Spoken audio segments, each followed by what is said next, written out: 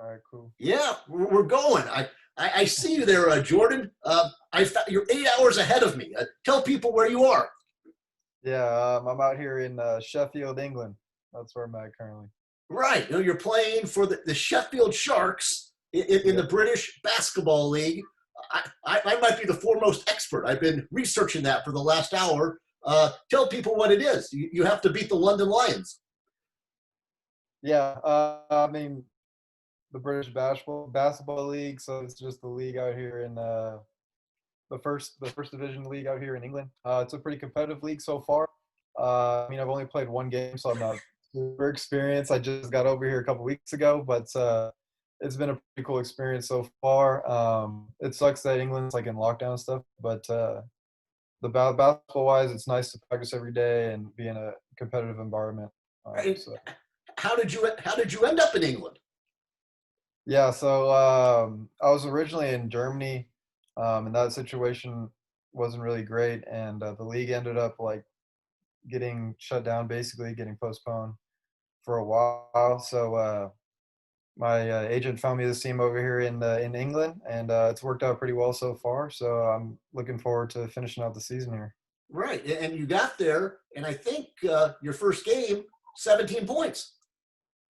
Yeah, so I came off the bench first game, and I shot the ball really well, which was good for me coming in to give me a little bit of confidence. And then I was just from there kind of felt comfortable out there and just kind of did what I knew I could. And it was a pretty good feeling coming into a new league that where you don't really know what to expect. To be able to make an impact for your team right out the gates. So it was a good game, and we ended up getting the win at the end. So looking forward to trying to get more wins and hopefully winning the league. So Right. we'll see what happens. You probably weren't on the opposing team's scouting report. Yeah, probably not my first game, so they probably didn't know what to expect either. So Right. No. And then tell people there's words you have to like. Here we have standings. You have a table. You aware of this that they call the standings the table? yeah, it's kind of like soccer out here, football as they call it. Well, what Uh, is? And yeah, you could so, there's what the table fixtures or fixtures yeah, or what? Yeah. Tell people what a fixture is. fixture. That's I mean, it's basically just a game, but that's what they call it out here. And yeah, you get points instead of like all this. So it's a little. It's basically like how they do it in soccer. Right. But If your team's not good enough, can they be relegated? I don't really know. I don't think so, but I'm not 100% sure. That's something you don't want to find out. Yeah, hopefully we don't finish down there, but Right. And then what about like my sister's married to like a guy from London, and it's like they don't have elevators; they have lifts. I'm trying to think yeah, what else I could teach you. You no longer wear pants; you now wear trousers. yeah. There's just some different terminology out here. It's been the most interesting thing when I came out here was the car situation. Was driving on the other side. That was the weirdest thing to me when I got over here. I was like, oh, it was really trippy to just see uh to just experience that for the first time. But I mean, I'm a little comfortable with it now, but it was definitely weird coming over You here. got to get that right the first time. I mean, Yeah, that would yeah, I would not. Yeah, it's just you knew what to do, but it's just strange. yeah, it's just different. Right. Uh, but it's you get used to everything out here. So What's the biggest difference? the biggest difference, it's really nice being out here compared to other countries. I think just because there's no like language barrier. But I would say, I mean, for one thing, it rains a lot over here. It's been raining a lot. But I mean, the people are super nice. It's just their little English accents are different, but it's not all that much off. No, but it's true. If it's a day off and it's not raining, you got to do something because will it rain like 4 out of 7 days, or it depends. Yeah, it depends on the week, but Right. And then what have for me? I don't know. I'm just always off the wall. I mean, you should enjoy the country. Have you heard of like Stonehenge? Do you know what that is? yeah, I've heard You of know that. those rocks. You got if that's within like 3 hours of you on an off, you got to go check that out. because if I drive 3 hours, I might end up like in Fresno. There's a lot of history. What's is it? Sheffield, would that be like sort of an industrial town? Um, I'm not really quite sure, but I wouldn't. I guess so. Okay, Um, yeah. Well, but I think it's I've always thought that there was industry. And the other thing I know, this would test your, that might be an age gap here. Have you ever heard of Def Leppard? I've heard of Def Leppard. Yeah. Yeah, okay, there you go. They're Sheffield. They're from Sheffield. Uh-oh, you've frozen here. Let's see. Oh, you're back. A little. Right. Well, no, Oh that yeah. should be Sorry. expected. It's Yeah. I should ask you about the future. What's the evening like? Is it going to be a good evening for me? Because you're ahead of me, 8 hours. Oh yeah. The time difference is a little. That's also another thing to get used to. But I've been over here for a little bit, and I'm starting to get more comfortable with it. But it's definitely different. What about people that don't know that? What about your friends back in the States? Are they like rousting you in the middle of the night because they don't understand the 8 hours? Oh no. They mostly understand now. It's just it's hard. It's harder to find time to communicate with people back home, but um, it's a little bit easier now once you get into like routine and stuff, and like certain times where people will be up and things like that. But it's definitely a little bit of a struggle, but I'm getting used to it. Right. But actually, you're lucky that it's the modern times. If you had Yeah. played in England 20 or 30 years ago, people wouldn't even know where you are. They'd be writing you letters. You can communicate with your family and friends, correct? Yeah, yeah. So it's not bad at all. Right. And then what is for you? It's just you're a professional basketball player. Do you think about that? You get checks. I mean, as a kid, did you ever think you'd be getting a check? Uh, Honestly, no. It's I haven't really thought about it like that much. It's definitely really cool being able to be a professional basketball player. Yeah, I haven't really even really thought about it like that much. So it's definitely been a dream of mine. Obviously, the dream is playing the NBA, but um, I mean, I'm still able to play professional basketball at a pretty high level. So I'm definitely grateful for that, and I'm gonna do everything I can to be my best on the court and for my team and Right. Well, that's the everything. thing. People, when you're 8 years old, they think it's like easy to be in the NBA or something. But there's only like 400 guys, and for you just to get a check, I mean, it's tremendous. That's your job. People go to work. You play basketball. You're a genius. Yeah, I mean, it's something that I've done my whole life, and it's been a lot. It's been a long journey, and a lot of hours put into it. So I'm just glad that it was able to pay off. And then, well, what did you study at USF? What do you want to do after basketball? So I studied business management.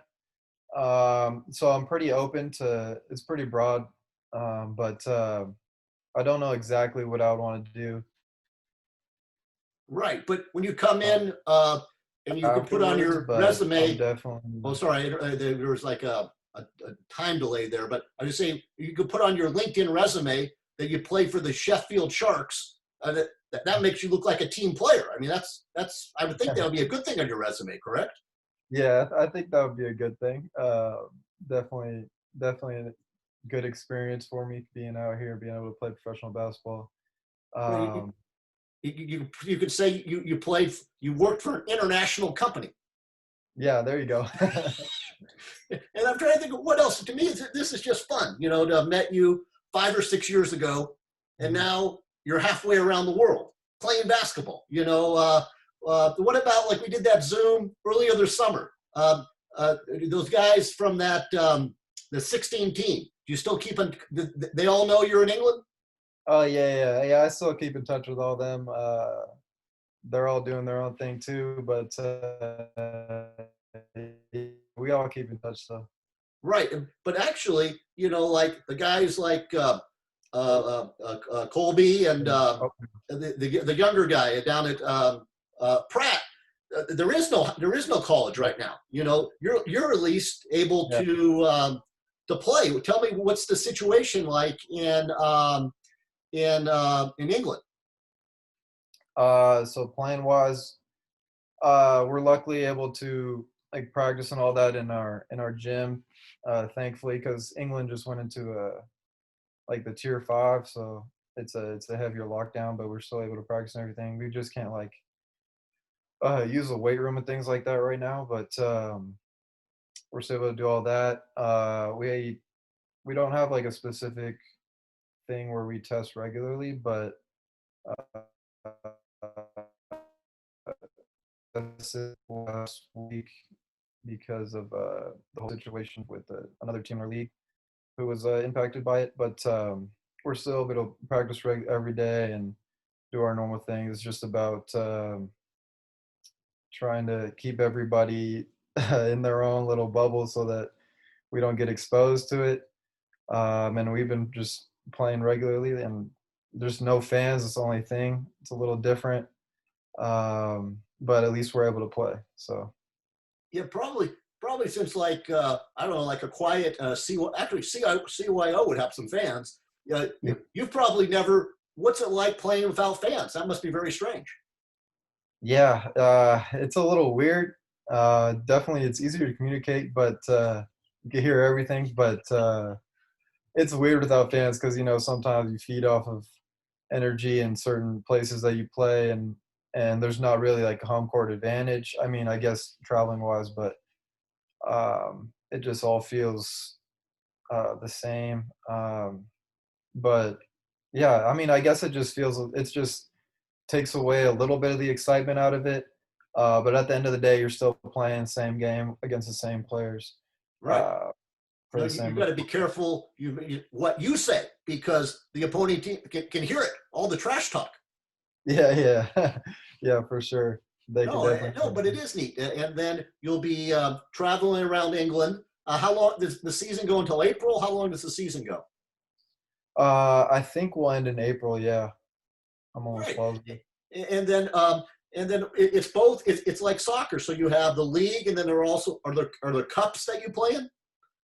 Yeah, there's like an English cup, which is yeah. So there's a cup, and then there's the league.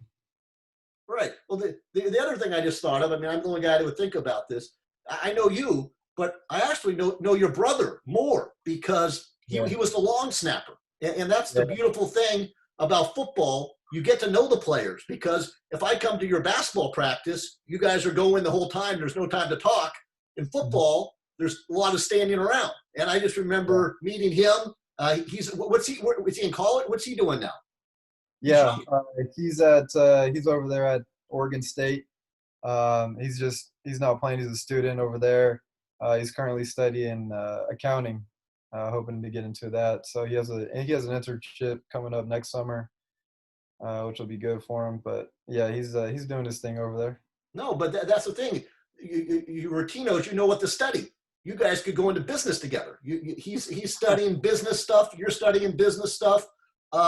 And then what about your goals? I mean, you want to play as long as possible. So you have an agent. So your agent, obviously, you couldn't find a team in England. How he knows where the teams are. Yeah, the agent process is kind of weird, but yeah. So basically, the agents basically just they're the ones who communicate with all the teams and everything, um, and just try to find the best situation for you. And then end of the day, it's me deciding on where I want to go and if place will be a right fit for me. But yeah, they definitely a requirement over here. But one of the cool things is the agents get paid from the team, so the money doesn't come out of your pocket, which is cool in Europe compared to like in the NBA. But yeah, so they just make it a lot easier. But yeah, in general, I hope to play as long as I can. That's the goal right now. Right. And how did you find your agent? I've had a good experience so far, but hoping the experience. What was that? Well, I sorry, it's weird. There's Oh, that sorry, I couldn't hear you. delay. I asked, how did you find your agent? Oh, so it was kind of it's kind of different going from college to picking an agent, it kind of felt like picking a college to go to, like recruiting. It kind of felt like the recruitment process, going into like the agency process for me.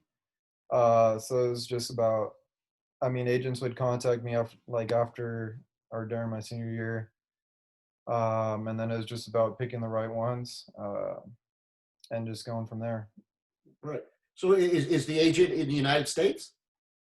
Yeah. Well, I work with an agent in the U.S. and then he has an agent in Europe that helped me get this job.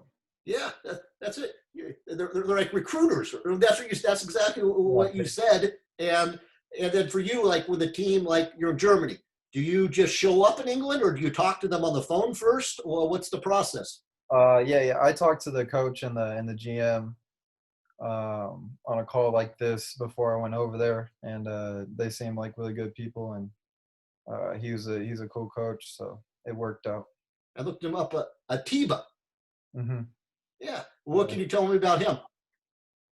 He's a great guy. He's a younger guy. He actually played on this team that I'm on when he was a player, and then he kind of transitioned into like a player coach. Actually, that's the kind of a thing out here in this league.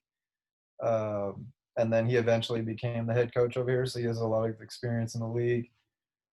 He's originally from the U.S. and yeah, he's a little bit younger of a head coach, but he can kind of relate to the players more, and he's a cool guy. That's what I looked up. I think he also has a stake in the team, like a financial stake. Yeah, I didn't know that, but yeah, probably does. Right. And then I'm Yeah, trying to think, is that something, would you ever want to be a coach? that's definitely an option. I definitely know the game and have a lot of experience in it. So it's definitely an option for me. Right. Okay. I'm trying to think. Is there anything we didn't cover? Anything you'd like to add? Um, Man, I don't know. I'm just excited to hopefully play professionally in front of fans and after COVID to be able to travel and all that and be able to really experience living overseas. Because I mean, it's pretty different being like on lockdown and stuff. I've pretty much been like that the whole time I've been in Europe so far.